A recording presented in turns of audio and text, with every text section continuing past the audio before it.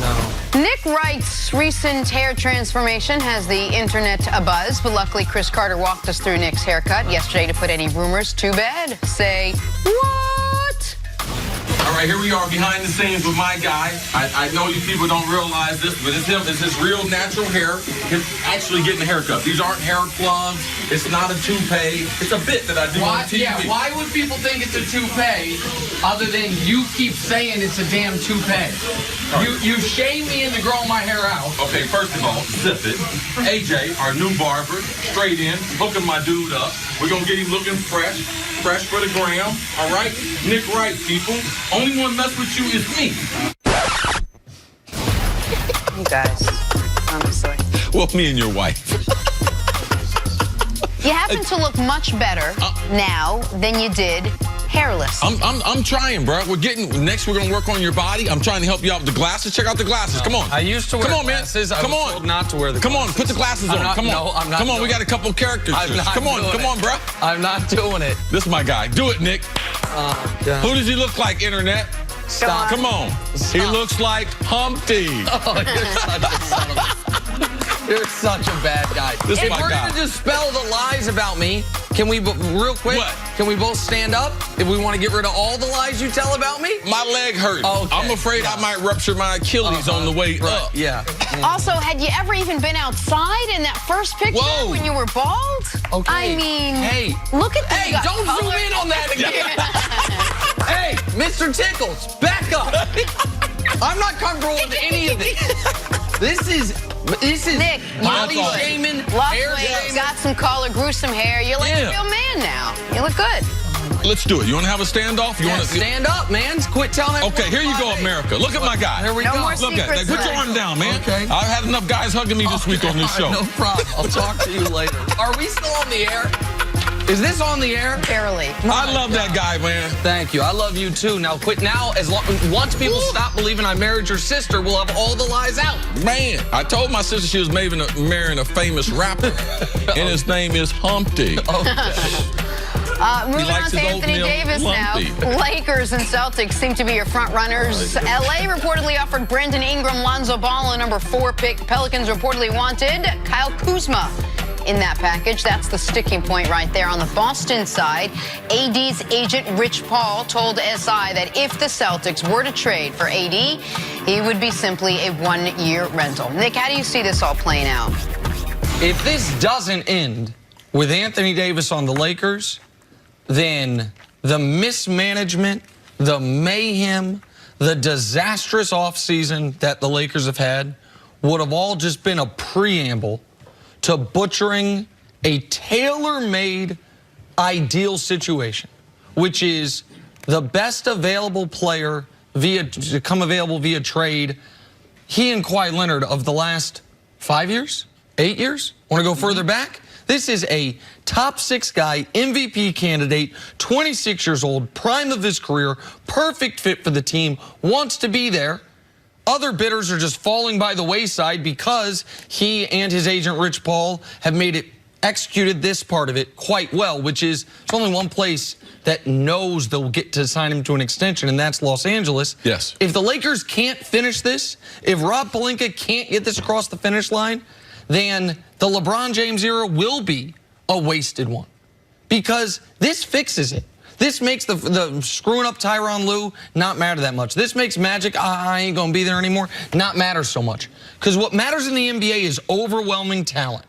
And if they trade for Anthony Davis, they will have the best player in the league and arguably the best big man in the league. And you can go compete for a championship with that. If not, because you want to hold on to Kyle Kuzma or you can't figure out a team to take the number 4 overall pick to give you an asset the Pelicans want more than that, then the people running the Lakers have no viability. This can salvage all of it, and maybe foolishly, maybe naively, I think they will salvage all of this, and Anthony Davis will be a Laker before the draft. And a lot of people think 3 years ago, the Warriors go out and get Kevin Durant so he could be the kryptonite for Superman LeBron James.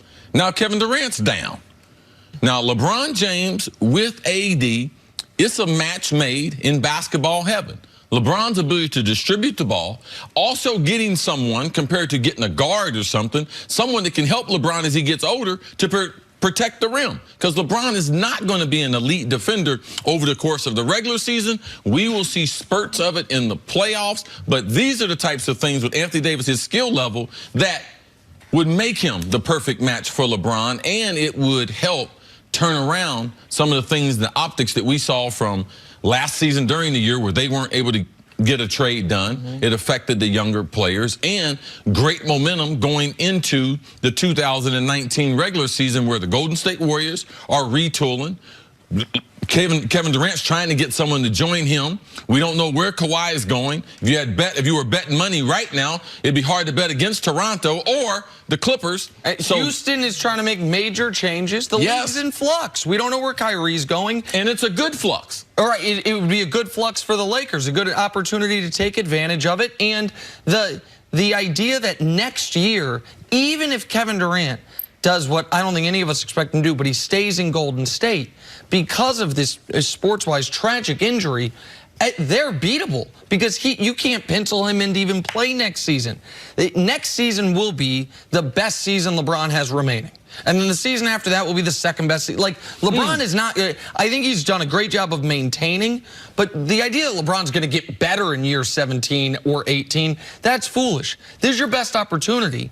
And the idea that you could pay too much for it, I just reject on its premise. If you're shopping for a house and you love it, and there's no house out there that's comparable, you want to risk nickel and diming them and have someone else come out and take it out from under you, or do you swallow hard and say, you know what, even if I'm overpaying slightly, I will? It certainly seems the only competition right now for the Lakers would be the Celtics. Danny Ainge really wants to try to get Anthony Davis without having to give up Jason Tatum. It wouldn't just be for a one-year rental, which is what Anthony Davis's folks have made it very, very clear.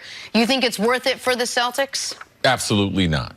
If an agent was to tell you that the client is not going to sign, so what if he gets injured?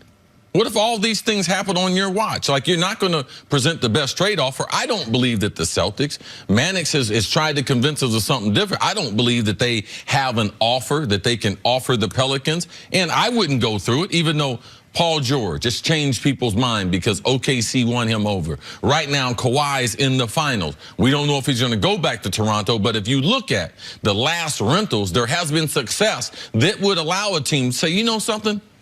I'm going to do what Toronto did. I'm going to take that chance. So that's the chance that he believes that Danny Ainge and the Celtics are still willing to take. I don't believe even offering Jason Tatum, with knowing the fact that he has told you he will not sign an extension, compared to I don't know why you'd make that move. The only way the Celtics would include Tatum is if Kyrie is signed up long-term, and you are essentially trading Tatum to keep Kyrie and to get Anthony Davis for at least a season. But Kyrie's not going to make he didn't wait all this time to make a decision 2 weeks before free agency starts. Kyrie's not going to make his decision before July 1. The Pelicans want this done before June 20th. And Danny Ainge, our friend Chris Mannix reported last week, Danny Ainge had the opportunity to trade Jaylen Brown, the lesser of the two prospects, for Kawhi Leonard when he already had Kyrie Irving on the team and wouldn't pull the trigger on that. There is no chance. When it's one thing for a player to say, I'm going to entertain free agency. It's another thing for a player to do what Anthony Davis has done, which is make it incredibly clear, I want to be in LA. They're my number one choice. And my last choice is Boston. He made his trade demand at a time where he knew Boston legally couldn't trade for him. In that Sports Illustrated article, they singled out Boston as saying it would be he would honor his contract, then enter free agency.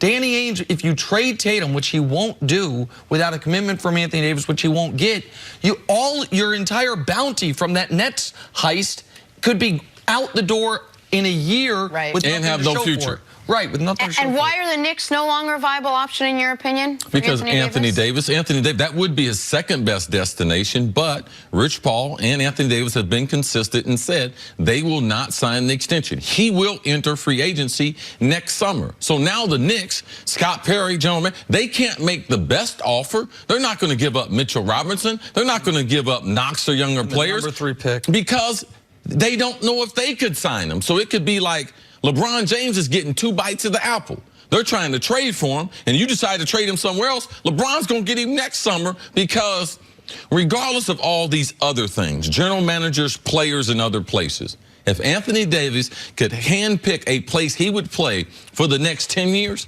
it would be in Los Angeles. So LeBron's going to take a hit for it. But, man, they realize what the Lakers have been back from George Mikan, Chamberlain, Alcindor. Man, they have gone through Magic Johnson. And that's the point that Rich Paul made in that interview with Sports Illustrated, is that if LeBron retired, Anthony Davis's #1 choice would be the Lakers. And for the Knicks, if there was the thought process of, let's try to sell him on it, try to win a championship. Again, incredibly unfortunately, Kevin Durant popping his Achilles is the end of that. Right. Because he wouldn't get the year of competing for a championship, the year of playing with Kevin Durant, it would be the Knicks next year, assuming they sign KD, if they were to trade for Anthony Davis, until KD comes back, you know what they are? The Pelicans, without Drew Holiday. Right. And that's not going to sell really you on staying point. there. And so that's where I thought the Knicks were going to be a truly viable option until Kevin Durant unfortunately went down. Until that happened. And now you have to redo that math a bit, and you have to revalue that #3 pick for your own team in what could be almost a pause year for the New York Knicks, assuming they sign KD as they await for him to get healthy. All right, let's get back to the NBA Finals now. The Raptors had a chance to close it out in Game 5, but came up just short. So tonight, series shifts back to Oracle for Game 6, where the Warriors are favored by 2.5 points, even without KD. See, what do you think? Can the Warriors force a Game 7? Absolutely. They have so much experience, the type of energy going to be in the building. Yes, they can force a game #7, and just conventional wisdom. They're going to lose the last 3 games in Oracle? I mean, that's getting ready to happen? Because that would be amazing. But this is going to be a tough game. And can Toronto get through that first onslaught? Because the energy will be there. If I'm a Warriors player, I'm concerned that I don't attach too much emphasis to the energy of the building and more emphasis on me playing well. Because that's what I've learned. That's what's consistent with fans, no matter what. Last game, playoff game, if you play well, you can't depend on the crowd to try to carry you. It didn't carry the Raptors. They were up 6 with a little bit of time to go. Didn't get them to the finish line. This is about basketball. This game will be won on the court. It won't be won by the fan base, but I'm going to tell you something for the Raptors. It can be lost in the first 12 minutes. Yep. You let Golden State score 34 or something in that first quarter, and you get off to a slow start. Danny Green can't hit a shot. Lowry can't hit shots early. You could lose this, and we could be getting ready for game #7 as we start quarter #2. And that's my biggest fear. And that's what happened the last time there was a Game 6 in the NBA Finals. Very similar situation. The team had been down 3-1. They won Game 5, trying to win Game 6 at home, force a Game 7. That was the Cleveland Cavaliers against these Warriors. First quarter, 31 Cleveland, 11 Golden State, and the game was over there. So that is what Toronto has to avoid. Now, see, you said the Warriors can win it, but you don't think they will win it. You think Toronto becomes champions tonight? I think they survived the first quarter. I think Kawhi Leonard is totally aggressive the whole game from an offensive standpoint. He gets enough support. Pascal Siakam, I believe, get back to, they hold Boogie Cousins down. They hold Kevon Looney. Is he going to play in the game? Because Boogie Cousins can't play 30 minutes defensively. So I do believe that the Raptors, and what I've seen through 5 games, they've dominated this series. They have outscored the Warriors in 14 of the 20 quarters. I expect that to continue in game #6, and Kawhi Leonard delivers the knockout blow and brings the first championship to Canada. This is an incredibly difficult game for me to pick because logic and the recent history, this series, the health says Toronto. The emotion, the building, the long-term history says Golden State. I agree with Chris. I think Toronto's going to win tonight, but I'm going to say something that I don't think you agree with here. If Toronto does not win tonight, the Warriors are going to be champions. I think if the Warriors win tonight, they will go to Toronto on Sunday and win the championship. So while it's an elimination game for Golden State and it's not for Toronto, Toronto needs to treat this as it is, because facing that Game 7 against a team with this much experience would be a killer. Much